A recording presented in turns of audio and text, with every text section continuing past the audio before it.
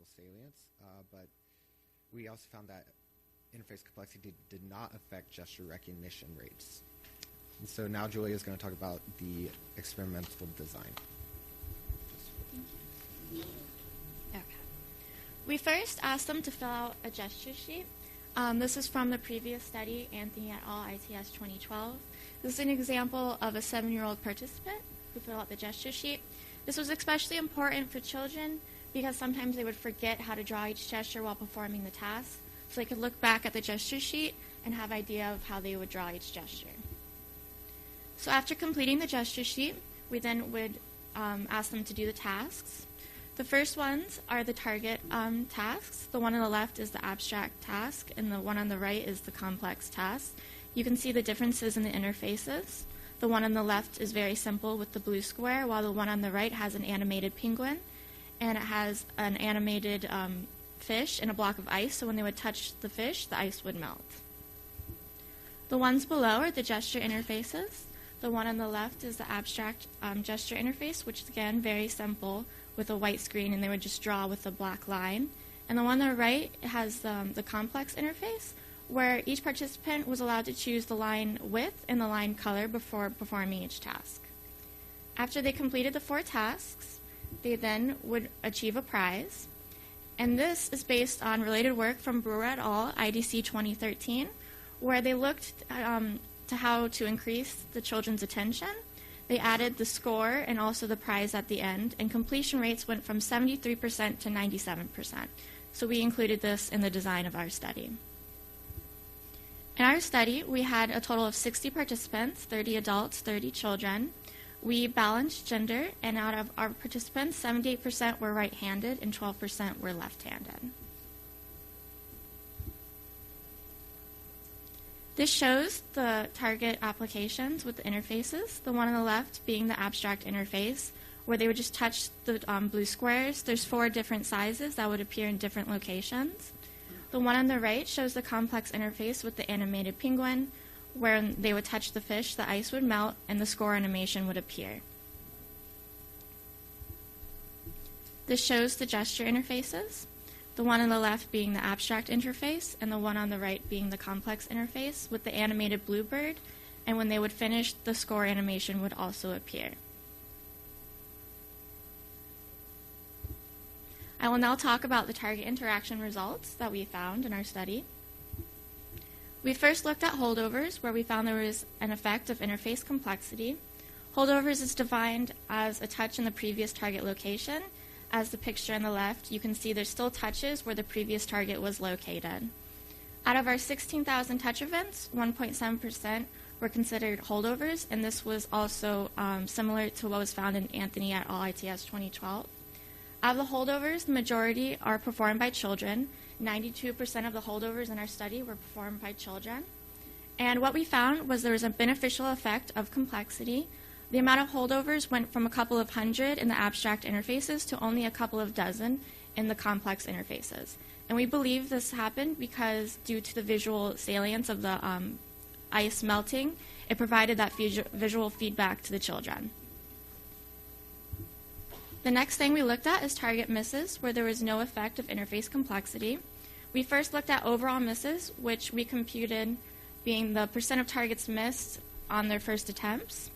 Previous work by Anthony et al. ITS 2012 found that adults miss less than children, and our results replicate that. We then looked at misses by target size, being as we had 4 different target sizes for the targets. And what we found was that participants missed significantly more on the smaller targets compared to the larger targets. The orange bars are the adults and the blue bars are the children, so you can also see that adults miss frequently less than children. We've also found a 3-way marginal interaction between target size, participant type, and complexity. What we found was that children missed smaller targets more on the complex interfaces, but missed the bigger targets less on the complex interfaces. So we found due to the presence of animation, it was hard to locate the smaller targets, but a lot easier for the children to locate the bigger targets due to the animation. The next thing we looked at is edge padding, where we defined edge padding as being 10 pixels for our study. you can see, as in the picture on the left, is the abstract interface, and the one on the right is the complex interface with our targets with and without edge padding. What we found was that our participants missed significantly more with targets on edge padding. The proportion of misses nearly doubled, and this was also found by Anthony et al. ITS 2012. And we found that there was no effect of interface complexity. We also looked at touch pressure and size, where there was an effect of interface complexity. Participants had a lower touch pressure and size for complex applications, as in the interfaces. And this might have occurred due to the immersion of the game experience. The participants were trying to capture the fish and make the ice melt for the penguin to catch the fish. So they were more frequently to touch the targets with less touch pressure and size than just touching a blue square. The next thing we looked at is the location, where we found there was no effect of interface complexity. We broke down the locations into 13 different locations. The red squares illustrate where none of the targets appeared on the interface. This was based off of Anthony et al. ITS 2012, where they did an informal app survey locating where normal target locations appear. So the red squares illustrate a location where a lot of targets do not frequently appear. We then looked at the left side of the interface compared to the right side of the interface, and we found there was a significantly higher proportion of misses on the right side of the interface. This may be due to the participants being majorly right-handed, and the way they held the phone was mainly in their right hand using their right fingers. We also looked at the bottom of the interface compared to the top of the interface, where we found there was significantly more misses on the top of the interface. This may be due to the increased presence of animation. The penguin would blink, and it was harder to locate targets on the top of the screen due to the presence of animation. We then looked at response time, where there was an effect of interface complexity. Response time being defined as the amount of time it took the participant to touch the target after it appeared. And the important thing to notice and to mention is that one of the main factors why the complex interfaces have a much higher response time is due to the effect of animation. But the important thing to notice in the graph is that the younger children had a significantly higher response time, more response time than the adults. So it took them much longer to locate the target and to touch the target than the adults. And now Alex will talk about the gesture interaction results.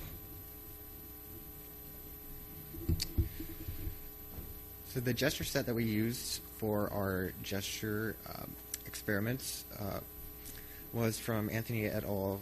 ITS 2012. It's some simple letters, numbers, shapes, and symbols that children would have likely been exposed to in school.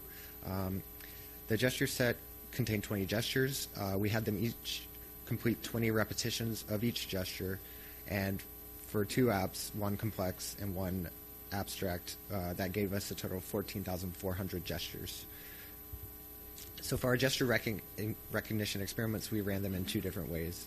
One was user-dependent, which is a within-user approach, and one was user-independent, that's between users, and I'll talk about those more in just a moment. We used the PDAR recognition algorithm from Vatabu et al. ICMI 2012.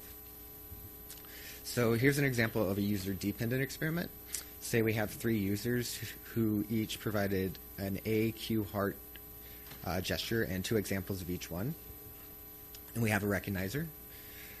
For user-dependent, we'll pick one user, say user 3. We'll take one of the gestures as a test, and then we'll take a set of training gestures. Given those inputs, the recognizer will compute what it believes the test gesture to be and produce a result. And if that result matches the test gesture, that's a correct recognition. And if it does not match, that's incorrect. And then we repeat that for each gesture for each user in our experiment. For user independent, it's a similar setup, but instead we train on users who are not in the test set. So we take a test gesture from one user, and then we take a training set from other users, and we run that through the recognizer just as before, and we get a result. The reason that we run these different types of experiments is for user dependent, we get an idea of how good we can expect recognition to be given that it's trained on the same person, whereas user independent gives you an idea of what kind of recognition rates you can expect out of the box when a recognizer has not necessarily been trained on the person who is going to be using it. So in our experiments, we found that there was no significant effect of complexity on gesture recognition rates. However, we did see that there was a significant effect of age on recognition rates. The youngest children had the lowest rates of recognition, and the general trend was that for older participants, recognition rates were higher. For user independent, because these experiments require larger sets of people, we grouped together some age groups.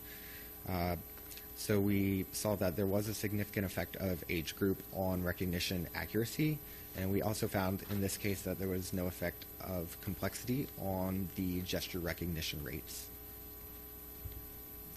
We also looked at the effect of the number of training examples and age on accuracy, and in this case we found that for the younger children, the increase in accuracy for each additional training example was much higher than for older children and adults. So if you look at the bottom line, the blue one for 5-year-olds, the slope is much higher than it is for that of the adults, and that's because adding additional training examples increases the accuracy much more.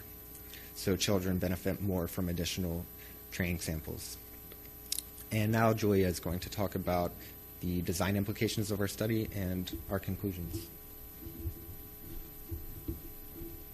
Our first design implication is to provide salient feedback of accepted input to prevent holdovers. As we found in the holdover results, the complex interfaces had a much beneficial effect of complexity. There was significantly less holdovers with the feedback of the fish being touched and the ice melting. Our next design implication is to avoid small targets at the screen edge, especially for the complex interfaces. We found at the top edge and right edge of the screen there were significantly more misses, and with the complex interfaces it was harder to locate the small targets due to the presence of animation, and especially with the small targets it was hard for both participants to find the smaller targets compared to the bigger targets. Our next design implication is to consider the trade-off between visual saliency and response time. As we found, there was a much higher response time due to the effect of animation for both participants. So just consider for the applications what they would rather have when designing applications, a higher response time or to have a more complex interface. Our next design implication is to train gesture recognizers for younger children with more examples. As we found, especially with the 5-year-olds, the higher the training examples were, the more their gestures were recognized. And as our conclusion, with interface complexity, it affected some touch interactions, primarily regarding visual saliency, and it did not affect gesture recognition at all. We also found generalizable design recommendations. When you combine this work with the previous set of studies by Anthony et al., we have shown a set of strong design recommendations that can be applied to children using touchscreens in any context. For our future work, we'd first like to look at larger touchscreen displays. We found that there was results regarding the location of the targets and the size of the targets, so we'd like to see if this pertains to larger touchscreen displays as well. We also would like to characterize children's gestures to improve recognition. We would like to do a more in-depth analysis of children's gestures to support better recognition, and we actually have a poster on this tomorrow and Thursday, and the location's on the slide. And as we saw, there was a much lower gesture recognition for children, so we would like to get children's direct feedback and input and designing interfaces for themselves, focusing on error recovery and correction.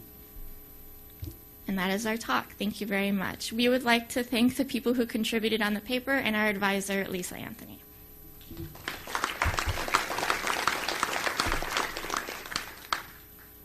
Questions? We have time for 2 or 3 questions.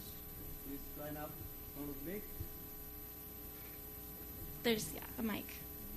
Or if you want to shout, say as well.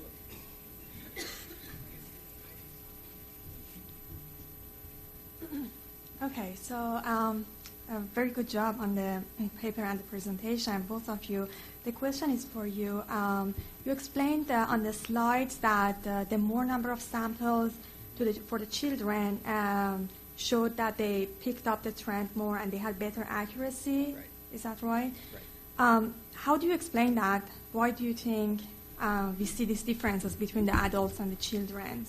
Well, I think that this is due to the higher level of inconsistency in children's gestures. They tend to be more inconsistent within themselves as well as between themselves. So when you get a higher number of training examples, there's more likely to it's more likely to have more gestures that are more consistent with each other. So that helps the recognizer to perform better when there's more examples. Whereas adults are very consistent in what they do, so adding each additional sample does not necessarily help the recognizer much because it's very similar to the previous gestures.